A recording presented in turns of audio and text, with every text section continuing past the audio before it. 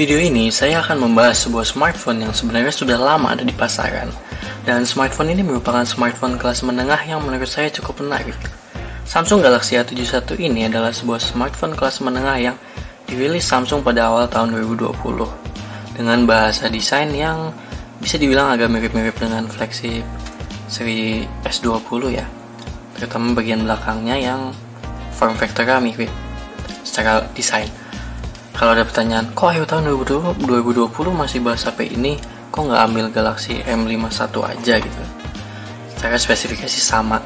Ada beberapa alasan utama kenapa menurut saya ini masih worth it di akhir tahun 2020, dan jika dibandingkan M51 pun, saya akan lebih memilih ini.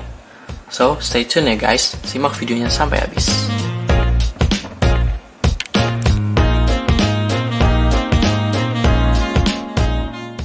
Smartphone tahun 2020 itu udah banyak yang kelengkapannya dipotong-potong, kayak merek Apple yang cuma dapat kabel doang. Nah, pada kelas menengah sih cenderung masih lengkap ya.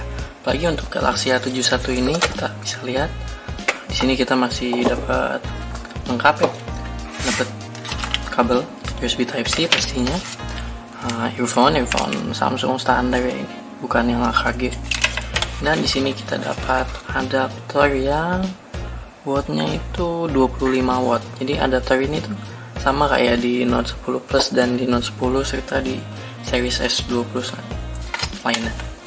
Untuk selanjutnya di sini kita dapat free casing, dan di sini kelengkapan buku-buku yang nggak usah kita lihat, ini orang juga nggak pernah matiin. Dan yang saya suka dari Samsung itu dia ngasih anti gores bawaan. Nah itu bisa kelihatan gitu. Ini tuh lihat nih dari sini di buletan kameranya kan udah ada cutout-nya. Nah ini anti gores ini kualitasnya juga bukan anti gores kualitas yang jelek ya, lumayan enak gitu. Nah selanjutnya kita singkirin ini dulu, lalu saya akan membahas tentang desain handphone ini. Jujur Galaxy A71 ini materialnya emang nggak kerasa flagship sama sekali, masih plastik di mana-mana. Dan secara berat sih, tapi kalau berat handphone ini tuh nggak bisa dibilang berat, karena baterainya juga gede, baterai Bumaya Yamaha. Nah, yang saya suka ini tipis. Ini tuh handphone termasuk handphone yang tipis, terus enak dipegang kalau nggak pakai casing. Tapi ya seram kan nggak pakai casing. Nah, selain itu material bodi belakangnya kalau secara bawaannya itu kan ada pattern nih kayak di box ini. Nah itu sih kalau saya sih nggak suka ya, menurut saya agak jadi kelihatan murah. Nah makanya saya tutupin pakai Exacode 360 derajat ini sampai samping. Enaknya pakai Exacode ini kita ngehindarin dari jamuran, baret-baret, dan segala macam bentuk bekas pemakaian. Karena saya pribadi lebih suka nih teksturnya ini juga lebih enak gitu, lebih kelihatan lebih bagus aja jadinya kalau menurut saya sih. Tapi kan ini kalau desain sih selera. Oh ya, untuk tunjulan kamera ini tuh bakal kerasa kalau nggak pakai case, jadi ya lebih baik pakai pelindung anti gores buat di kaca. Ini saya udah pakai nih. Ini sebenarnya ada anti goresnya, terus sudah saya kasih skin juga. Jadi meskipun samping-samping ininya kalau ke gesek-gesek kayak gini tetap baret, tapi minimal si kaca lensanya nggak baret, jadi lebih aman lah.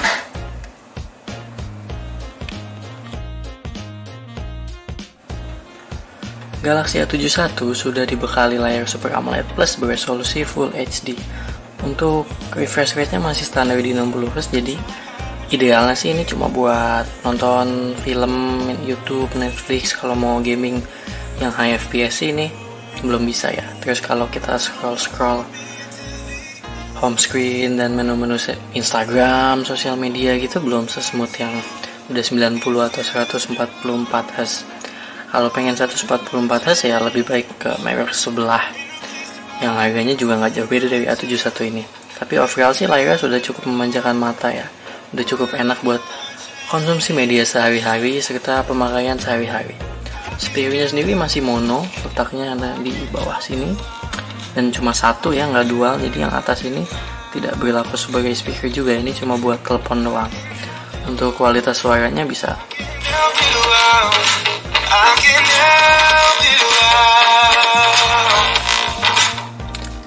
Sebenarnya cukup kencang sih, cuma untuk kualitasnya sendiri tuh kurang, ya biasa aja lah, kencang tapi nggak terlalu wow banget gitu. Nah, untuk konektivitasnya ini lebih mudah karena kita di sini masih dikasih 3,5 mm jack.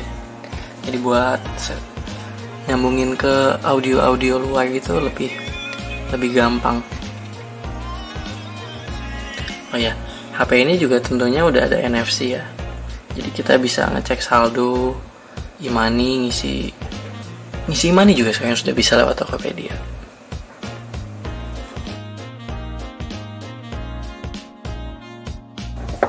Untuk masalah performa, handphone ini dibekali dengan chipset Snapdragon 730 yang mana dipakai harian tuh masih enak, buat main game juga masih cukup ya.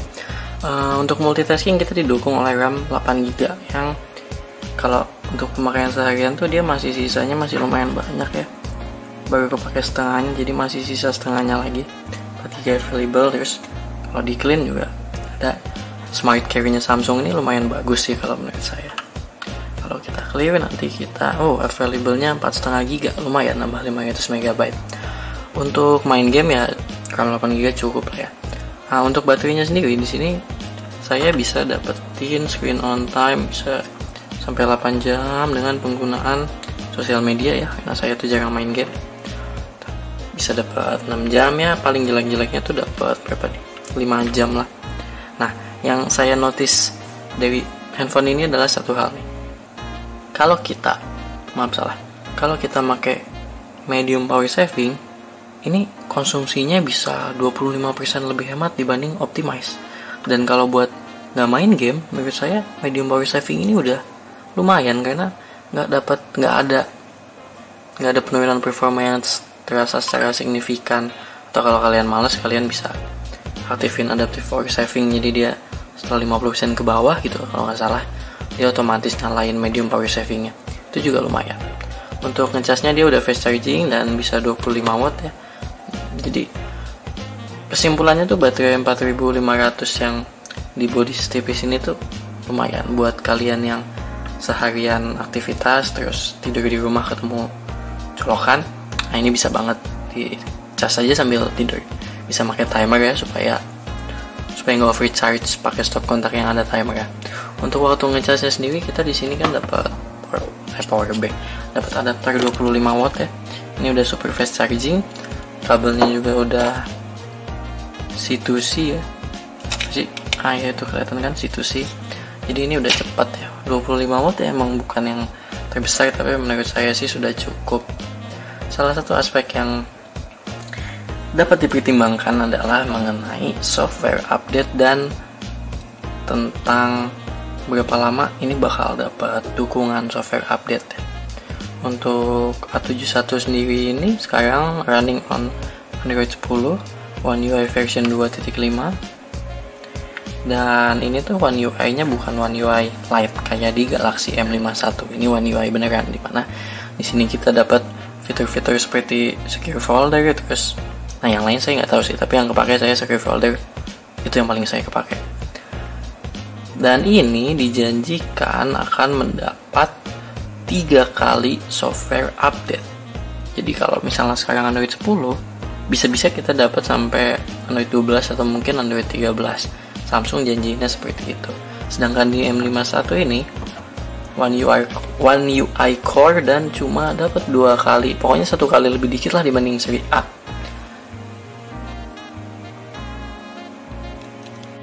Untuk performa gamingnya sih ini jangan terlalu ekspektasi terlalu tinggi ya, karena ya ini juga dilahirkan sebagai ponsel mid-range dengan chipset mid-range.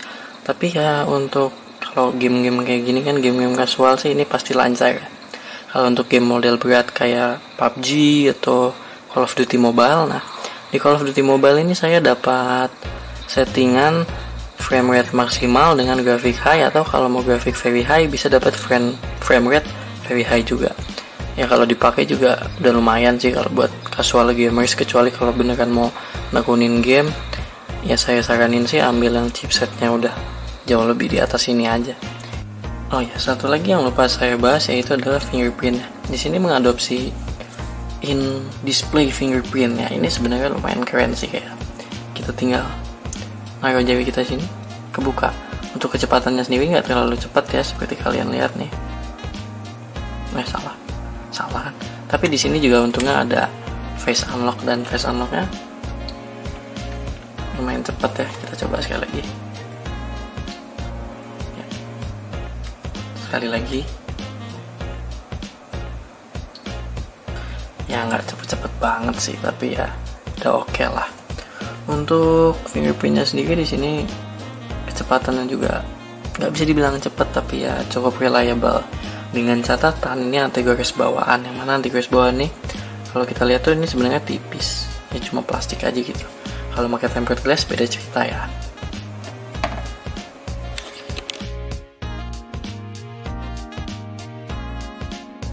Kameranya sendiri ini ada punya 4 lensa di belakang, walaupun yang 2 itu sebenarnya gimmick ya.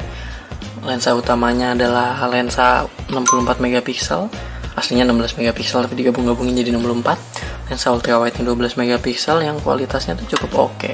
Dan 2 lensa lagi itu gimmick menurut saya, makro sama depth sensor kalau nggak salah. Kualitas lensa utamanya di pencahayaan yang cukup sih lumayan oke. Di sini kita dapat mode 60 megapiksel, 64 megapiksel dapat diakses dari menu di samping sini. Dan untuk mode-mode fotonya juga lumayan oke. Ada Pro Mode, nah ini Pro Mode-nya tuh lengkap loh. Kita ngatur ISO, shutter speed, ini autofocus, ini white balance, dan ini buat warna ya, saturation gitu-gitu. Terus kita juga dapat mode panorama, makro ini pakai lensa makronya. Ini beneran makro sih sebenarnya. Nggak buram kan tuh? Nggak kelihatan. Udah sedekat itu pun nggak buram. Dan kita dapat mode night mode, live focus buat background blur gitu. Mode makanan tuh biasanya cuma ningkatin saturasinya aja sih. Super slow motionnya tuh di sini sampai berapa fps ya? Nggak ada di sini settingannya. Nggak tahu ya. Entahlah. Nanti di deskripsi atau di Google bisa cari sendiri lah ya. Nah di sini ada slow motion dan hyperlapse. Untuk kualitas dari fotonya sendiri itu lumayan oke.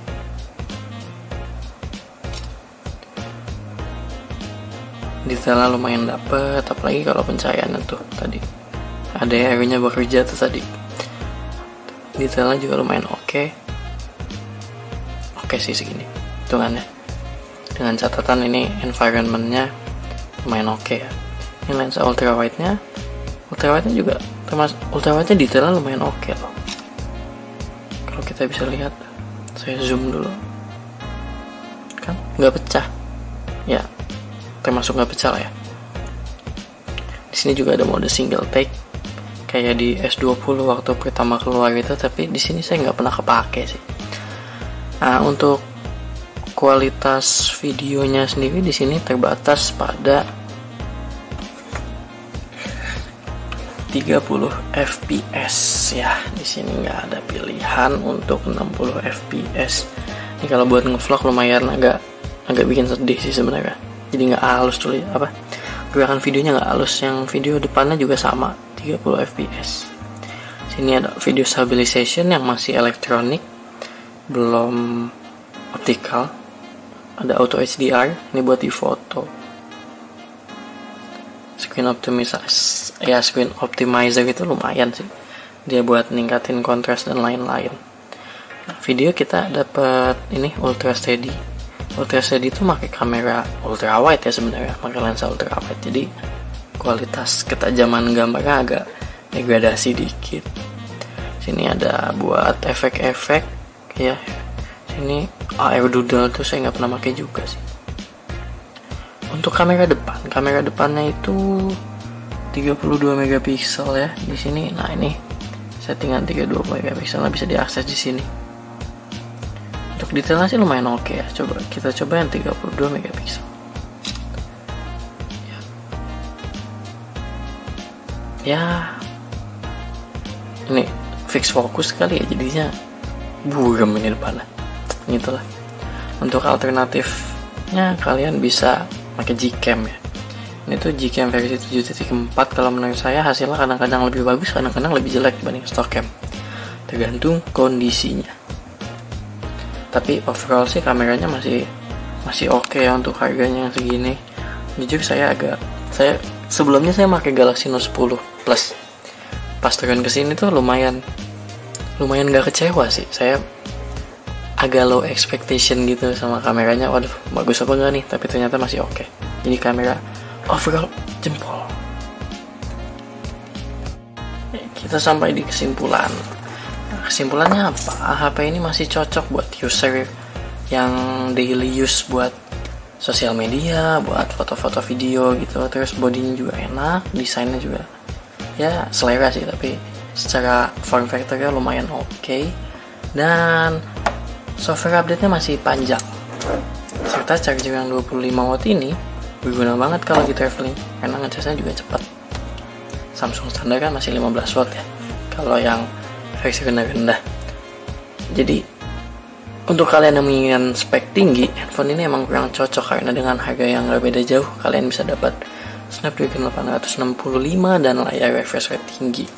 Tapi untuk kalian yang pengen stabilitas, merek terkenal seperti Samsung, jadi service center juga udah teruji, kualitas HP-nya juga udah oke.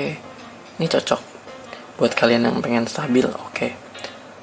Kalau dibanding M51, ini cuma kalah di baterai sih menurut saya. Karena dengan pengorbanan M51 itu berat, bodinya nggak setipis ini, jadi dipegang juga nggak seenak ini. Untuk kalian yang nggak perlu banget baterai 7000 mAh sih, menurut saya mending ambil A71 ini. Dengan budget 5 jutaan ini, menurut saya good deal sih. Masih bisa dipakai 2-3 tahun lagi. Performa juga masih cukup oke, praktis buat aktivitas keseharian, kantongin enak, dimasukin dimana enak. Jadi ya itu kesimpulannya, ini masih worth it. Dan ini mungkin bakal saya pakai sampai setahun atau 2 tahun ke depan sebagai handphone yang pertama kali saya beli handphone baru. Oh ya, ini tuh saya dapat di harga 5 jutaan lebih dikit ya. Ini bonnya, salah. Ini saya dapat di 5,583. Ini udah sama ongkir ya. Handphonenya sendiri 5,4. Nah nih ya, 5,48. Terus ini dapat cashback.